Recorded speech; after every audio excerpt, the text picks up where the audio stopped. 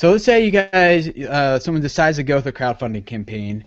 How do they go about determining how much money their audience might support them for? What an appropriate goal might, be for their campaign, for like a monthly goal? Like, how do they go about figuring? Because you don't want to be like, hey, I have 500 subscribers and my monthly goal is $500,000 a month, right? Like, that's probably not going to work. I think a good point to start at would be to try and figure out, how much you need. Come up with a production budget. Try and figure out how much do I really need.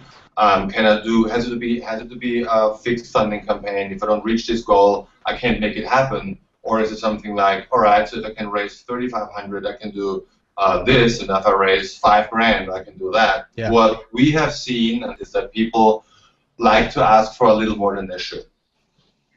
And I always tell them, ask for a reasonable amount. Really think about it, because people are going to ask you. If you want to do crowdfunding, you have to do it the right way, which means you have to be transparent, which means you have to have a budget. And a great example of that transparency is what Freddie Wong did. Yes, when he had his crowdfunding thing, he released all those notes on what exactly he was spending the money on.